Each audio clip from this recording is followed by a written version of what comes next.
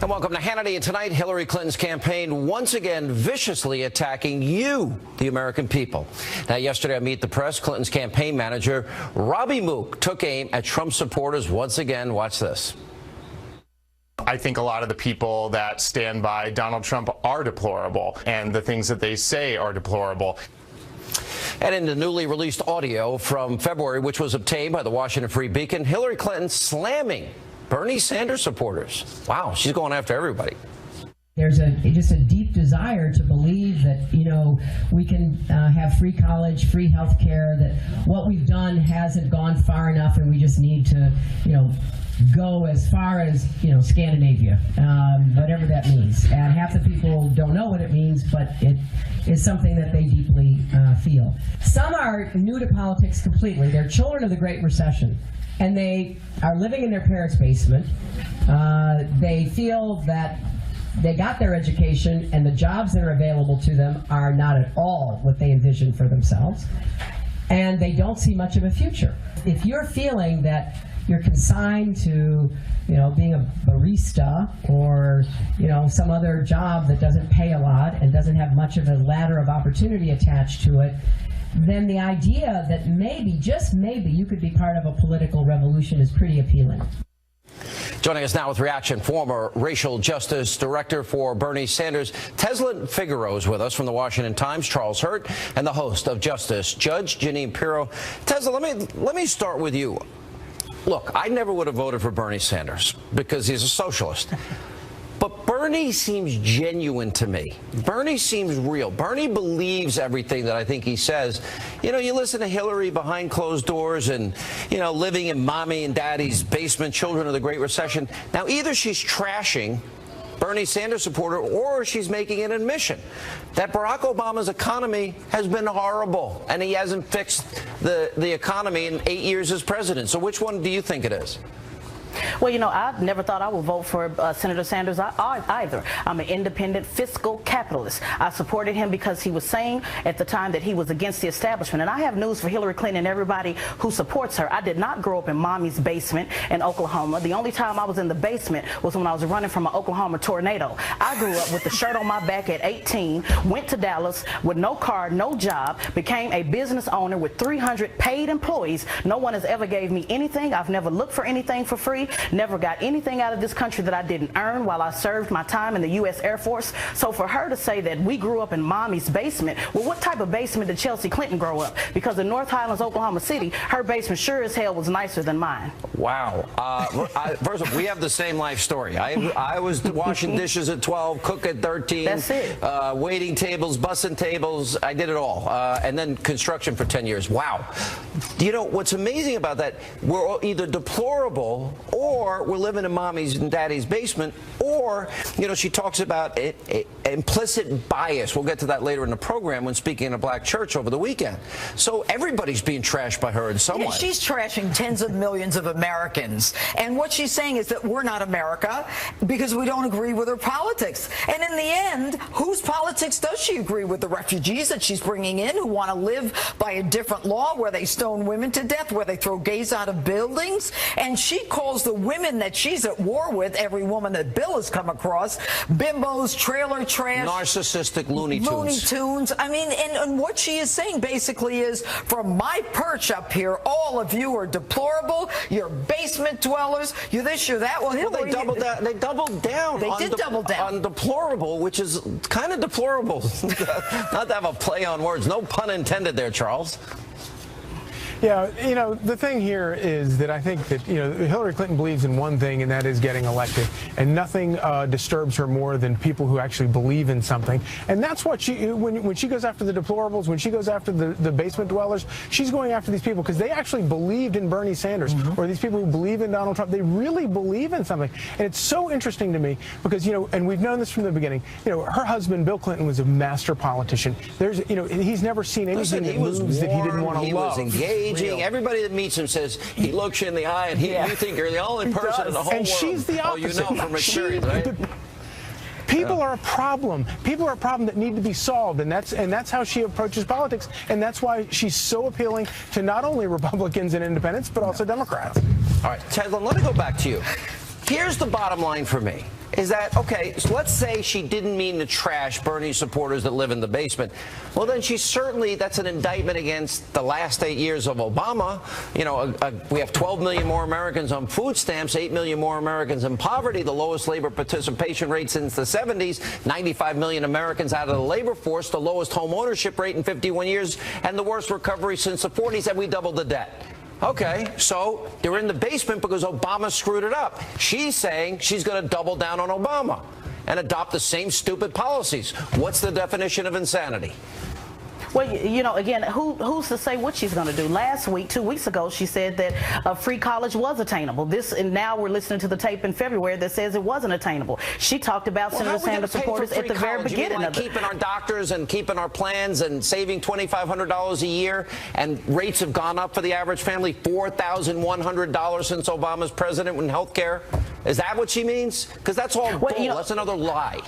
Right. Well, again, when she says that we're believing in false promises, the only thing false about this election is the fraud policies that she continues to switch every other time. Remember, Bill Clinton said that people who believed in Obama believed in a fantasy. So this is a typical strategy that they use every time it's time to go up. If you don't believe in what I say, then you believe in Tinkerbell. If you don't believe in what I say, then you're just too dumb to figure it out. But guess what? This generation has figured it out. And the only unfortunate thing is for her, when election time comes, they'll be staying in the basement and sitting that one out. You know, what she's trying to do is right now she's trying to get Bernie supporters. Now, right now, Bernie supporters are on the fence. Most of them are still angry because she and the DNC opted to make sure that Bernie Sanders didn't get the nomination. And now she's criticizing Bernie Sanders. I mean, she's just dug a hole with Sanders supporters. But the problem is Sanders do you think this is going to impact the election, though? Do you think? Yeah, absolutely. If they stay home, it will definitely impact the election. If Bernie Sanders people stay home, Donald Trump's the president. He's going to win. Well, guess what? They're not on the fence. They decided to go ahead and stay and move forward towards the promised land. The only person that jumped the fence was Senator Sanders, who folded like a napkin, unfortunately. And so now he's out there having every awkward moment, like a Governor Johnson awkward moment, to be out there pushing for the same person that he said not to believe in. So we're not on the fence. We're very clear about what we believe in. 2 events in Iowa and Wisconsin with Sanders, I think, because of the comments. I think so too. And by the way, I don't blame Bernie for being mad. Bernie and I years ago had a fight. But you know what? He believes this crap. Hillary, I think, says, "Oh, I'll give you the free college." There's no way we could possibly in a million years pay for it. It's going to be exactly like Obamacare. Keep your doctor wrong. Keep your plan wrong. Pay less. Save $2,500 a year. No, it's going to cost you $4,100. Good to see you all. Got a break. Thank you. Thank you. And coming up, we have highlights from Donald Trump's rally just earlier in Colorado. Trump's campaign manager, Kellyanne Conway, will join us. And tonight, brand new ground we break in a brand new book by Ed Klein, #1 New York Times bestseller, detailing new scandals that could rock Clinton's campaign in the final 36 days. He'll join us along with Doug Schoen and more tonight on Hannity.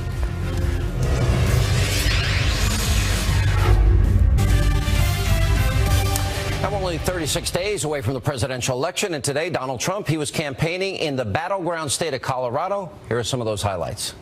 It's great to be here today in Laramie County, in the beautiful state which we're going to win of Colorado. Beautiful.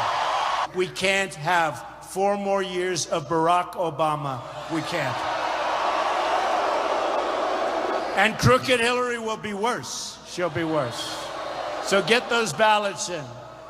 We can't beat anybody right now. We don't beat ISIS. Can you imagine General George Patton? He's right now spinning in his grave. Can you imagine this? Can you imagine General Douglas MacArthur? We can't beat ISIS. They wouldn't know what you're even talking about. But I'll tell you one thing they wouldn't do. They wouldn't go on television to announce that very soon we're going after Mosul. Did you see that? They announced we're going after Mosul. Why do you have to talk? You do it. You do it.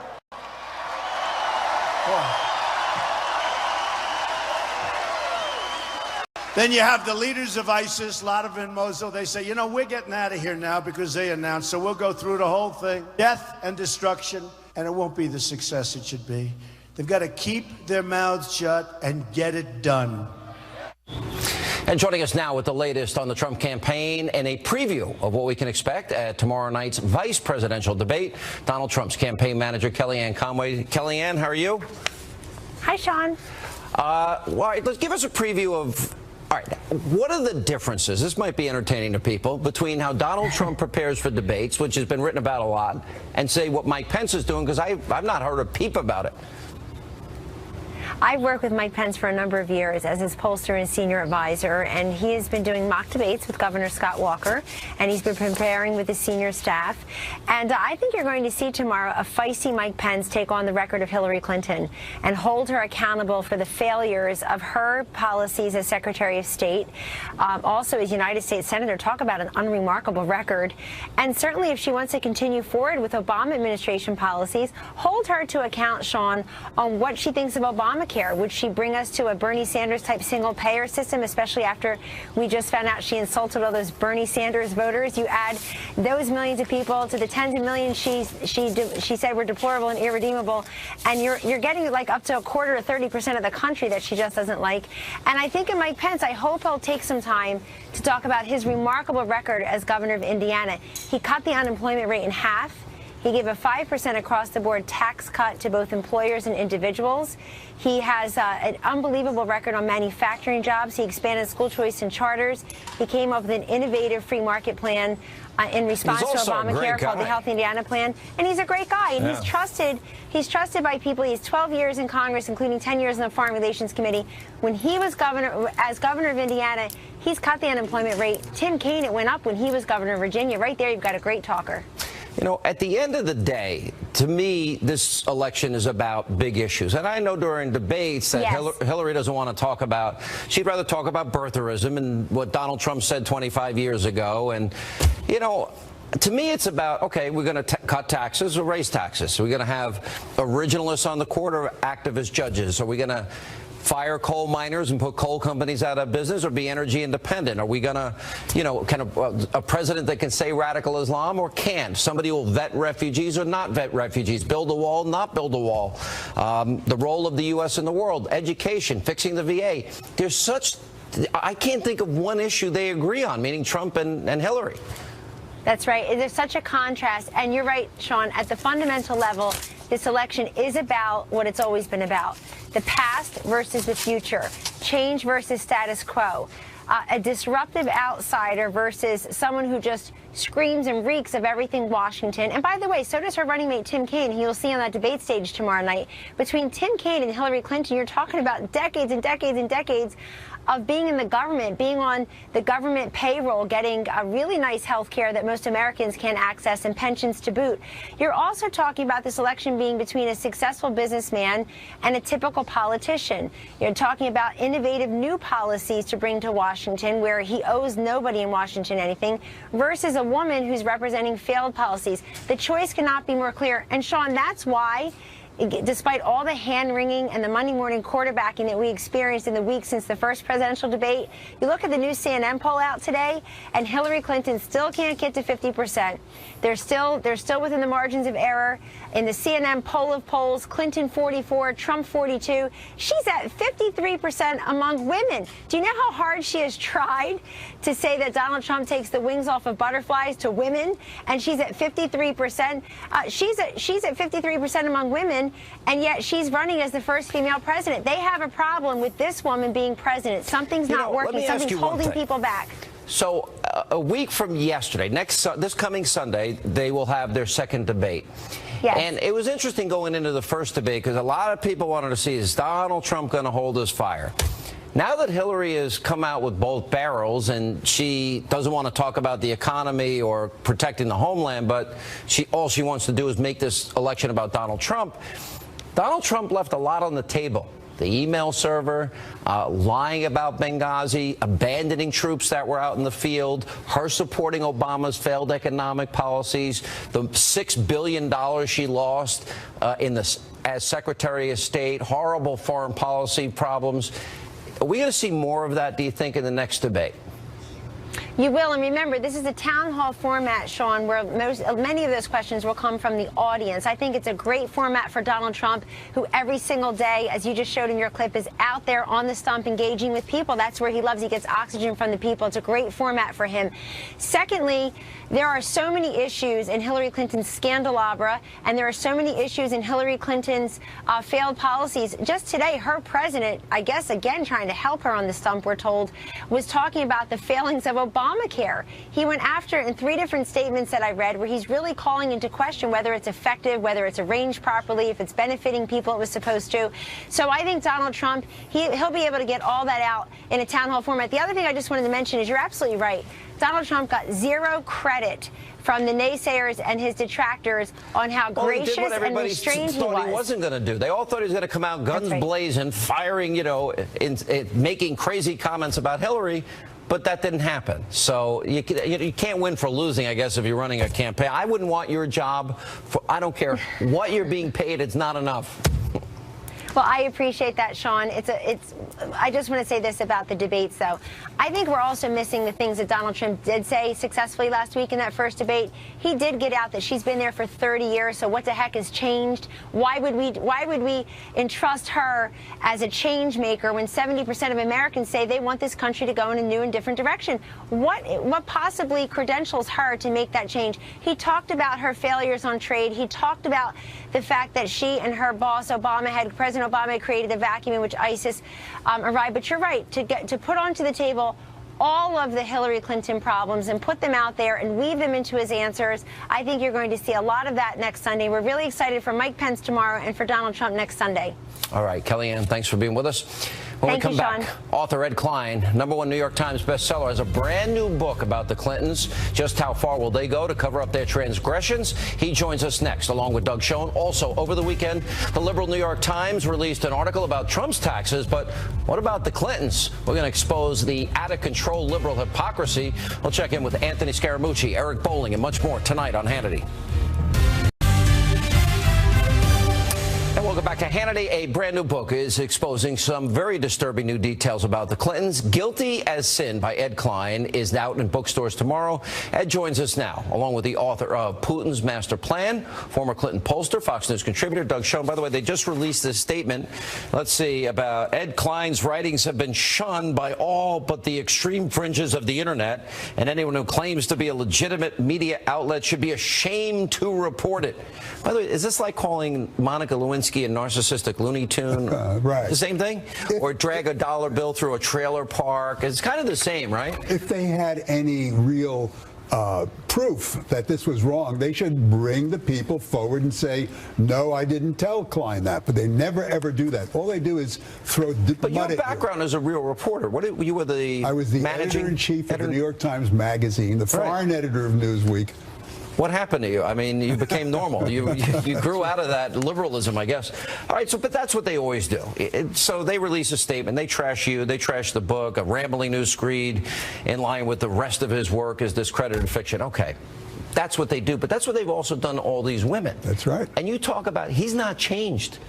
You're talking about interns at the Clinton Library in Arkansas giving him foot massages? 20-some-year-old interns, like Monica was 20-some years old, right? Yeah. Giving him foot massages in his penthouse apartment in Little Rock. Does Hillary know about this?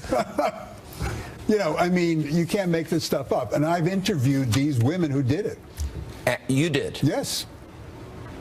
And they're proud of it.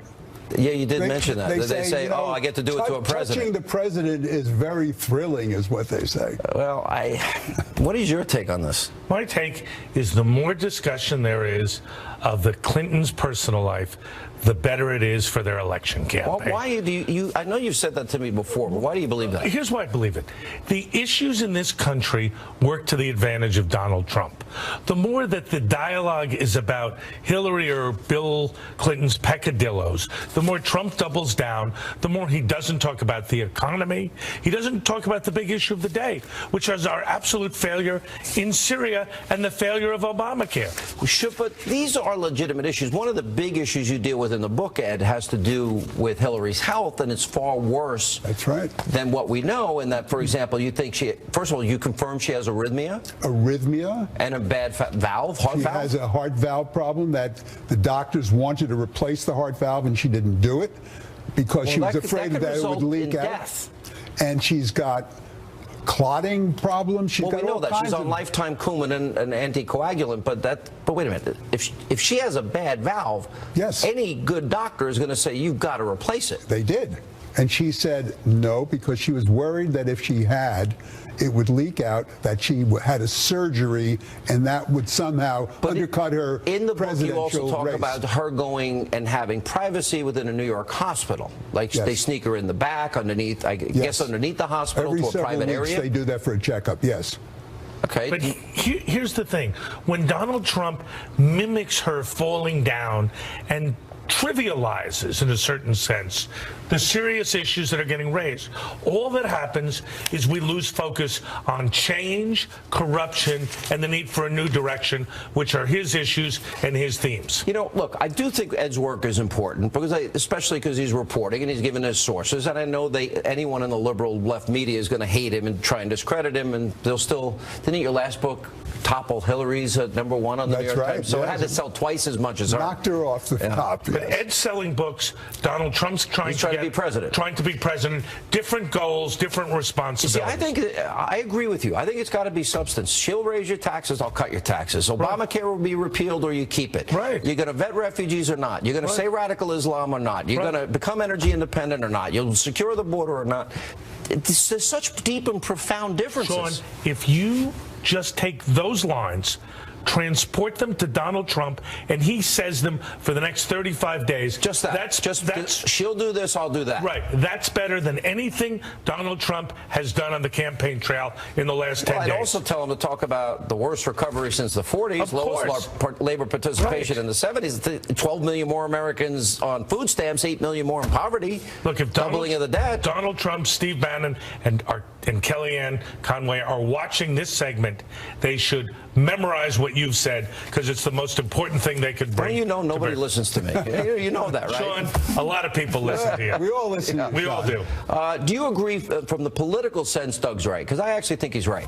I think he's right up to a point, but the fact that she is so corrupt, and that's important. Everyone understands that she's corrupt.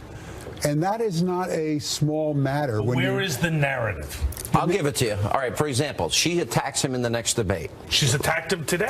Okay, but in the next debate, when they're side by side, and he should turn and say, let's say she brings up his taxes or tax returns or what he said 20 years ago about a woman. All right, I just turn to her and say, Hillary, I know you want to go down in the gutter and talk about those things because you don't want to remind the American people you left 4 brave Americans to hanging out to dry in Benghazi.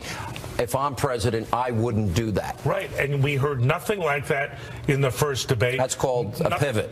Nothing since then. No pivots. Doubles down on Machado. Attacks Bill and Hillary. I agree. That was dumb. It's all been a mistake. That was dumb. And someone ought to say to Donald Trump, you're blowing the election. Curiel, Khan, Machado, done. Out. Agreed.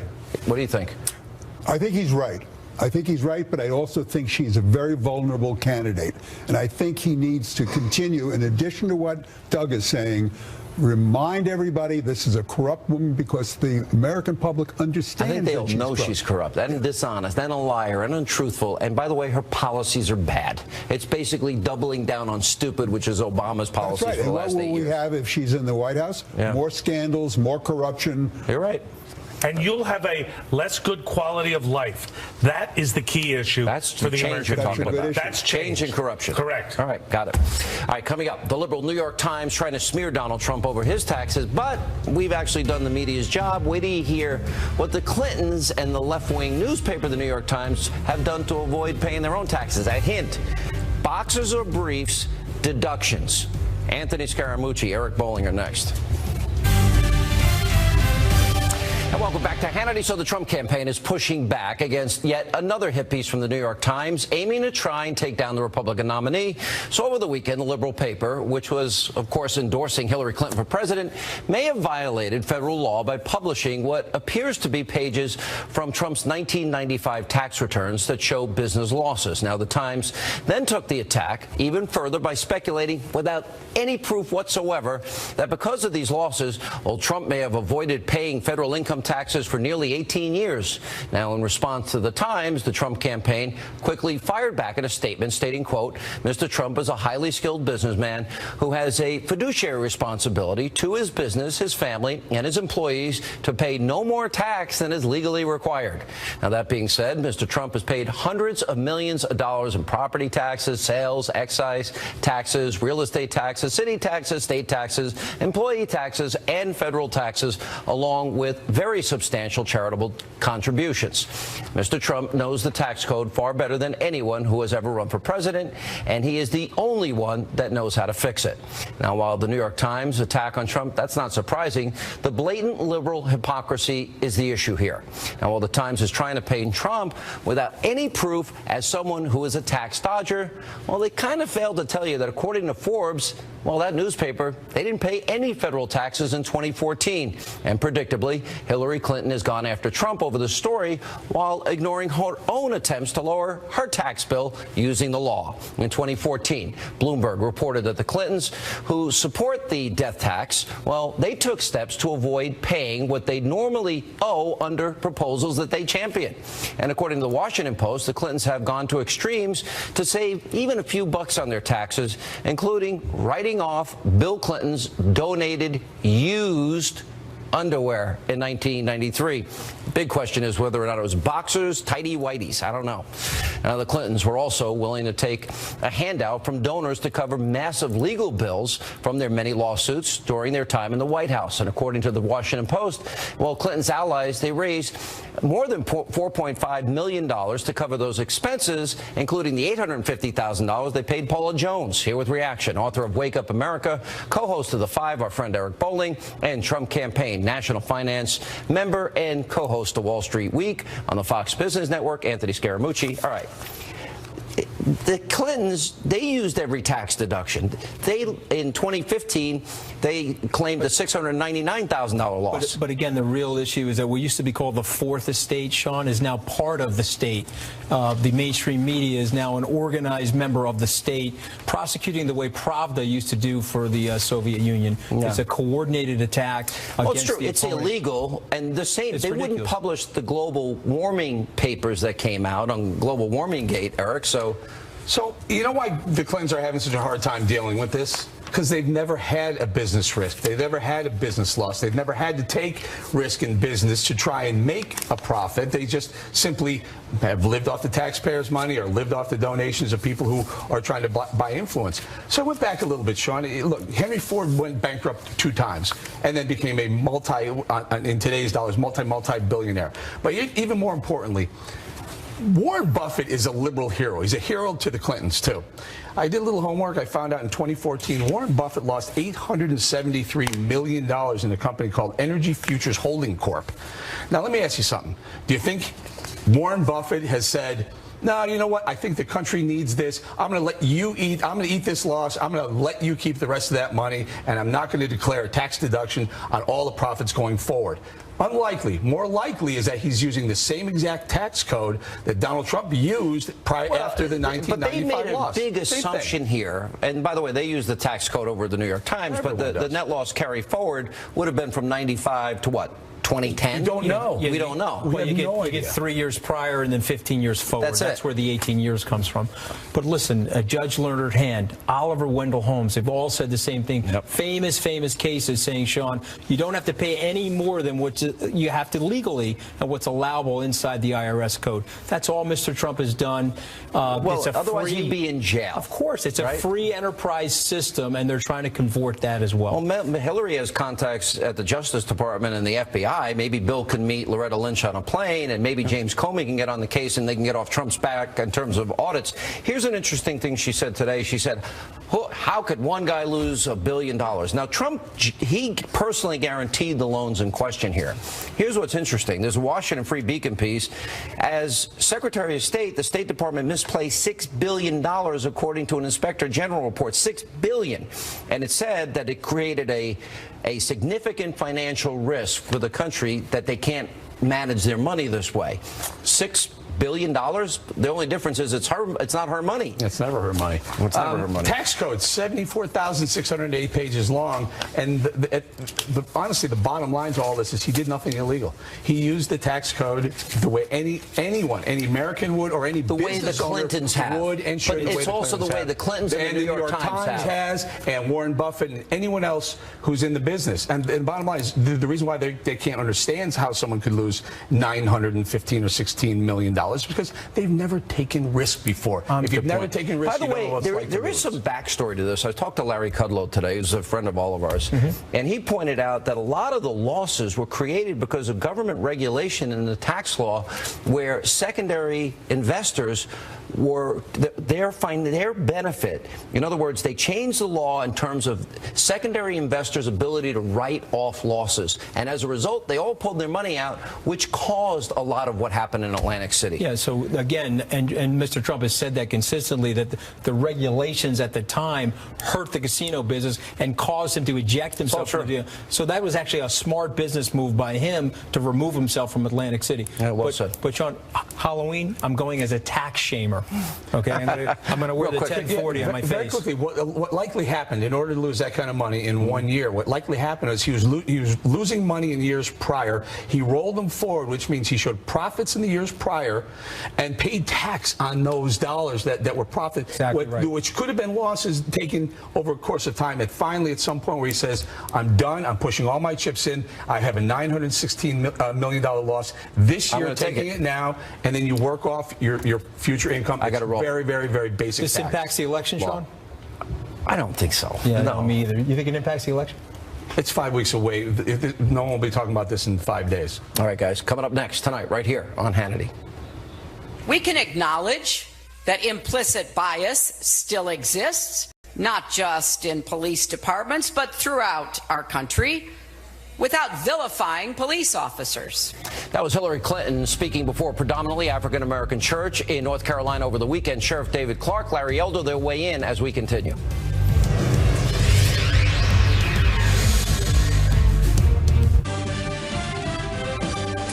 Back to Hannity. So over the weekend, Hillary Clinton spoke at a predominantly African-American church yesterday in Charlotte, North Carolina. Let's watch this. I'm a grandmother, and like every grandmother, I worry about the safety and security of my grandchildren, but my worries are not the same as black grandmothers. We can acknowledge that implicit bias still exists, not just in police departments, but throughout our country, without vilifying police officers. We can call for reforms to policing while still appreciating the many courageous and admirable officers out there who are doing their jobs with honor and integrity. They say that all of our problems would be solved simply by more law and order, as if the systemic racism plaguing our country doesn't exist. Here with reaction, Milwaukee County Sheriff David Clark and Salem nationally syndicated radio host Larry Elder. All right, so first it's Larry, it's deplorables. Then it's Bernie Sanders supporters living in mommy's basement. And then it's, well, we all have this implicit bias that exists all throughout the country. So I guess everybody is now officially trashed by Hillary. Maybe she has implicit bias. Her mentor was a former Klansman. Bill's mentor was a former segregationist. You know, Robert Byrd and J. William Fulbright, they supported the Confederate flag in Arkansas. So maybe she's just talking about herself and projecting.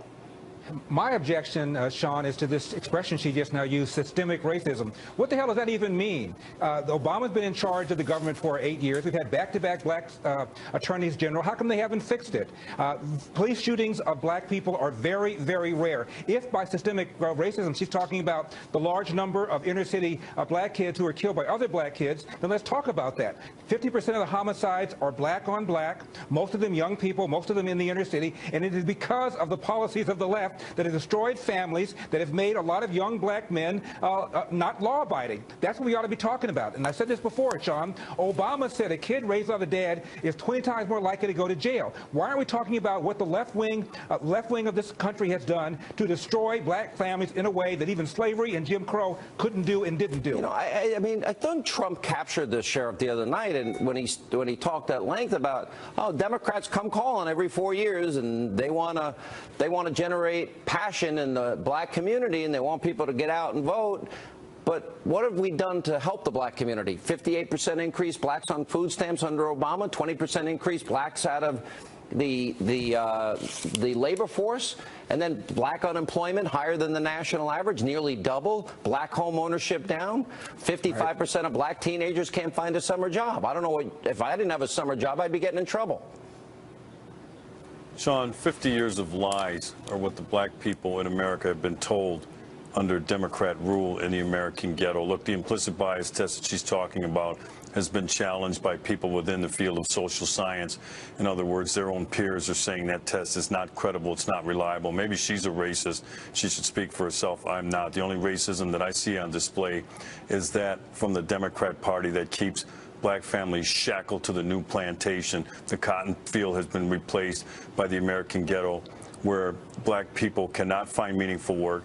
Their kids are shackled to failing public schools. They live in neighborhoods that are crime-ridden, violence, murder's been up under the first black president. So you can go on and on and on. I've told black people over and over and over again to free themselves from the Democrat Party, quit the Democrat Party, shop your vote around. Look, Donald Trump has made an offer: better schools, more jobs, safer neighborhoods.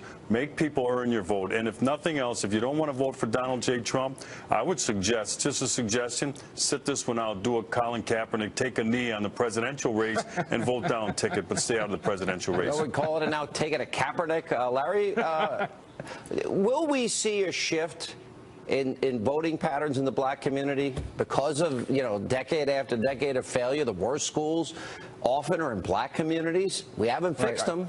I certainly hope so, because as you pointed out, Obama has not delivered on the primary reason that black people voted for him, which is the economy. And we've had two recent studies, one by a Harvard economist named Roland Fryer, another one by some researchers at Washington State, that show, and get this, cops are more reluctant, more hesitant to pull the trigger against a black suspect compared to a white suspect. So the whole premise, Black Lives Matter, is flat out not true. Police shootings against blacks are down 75% over the last 45 years, according to the CDC. It is rare for a black person to be killed by a cop, let alone a white cop killing an unarmed black person. What's not rare is for a black person, young black person, to be killed by another black person. Yeah. The number one preventable cause of death for young black people is murder. The number one preventable cause of death for young whites is car accidents. So that's what's going on here. But every 4 years, every 2 years, Sheriff, there it is, the same thing. Democrats, they play the race card.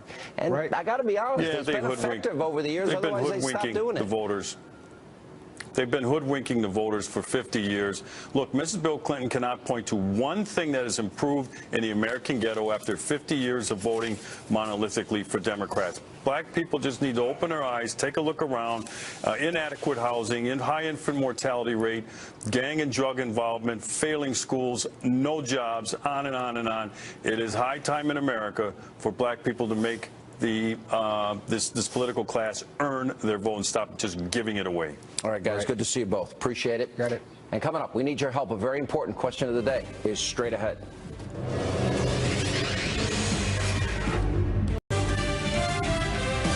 All right, time for our question of the day. Does Hillary Clinton owe Bernie Sanders supporters an apology? What about the deplorable comment? What about living in your mommy's basement? Why didn't Obama fix it? Is anyone in the media going to ask her that? She's going to follow up on those policies. Anyway, we want to hear from you. Go to Facebook.com/Sean Hannity, @Sean Hannity on Twitter. Let us know what you think. Quick programming note. Right after the VP debate, we will be live at midnight in Virginia tomorrow with analysis and reaction. But that's all the time we have left for this evening. As of tomorrow, only 35 days. Big election. Your choice. You deserve the government you will get. I hope you'll vote. We'll see you back here tomorrow night.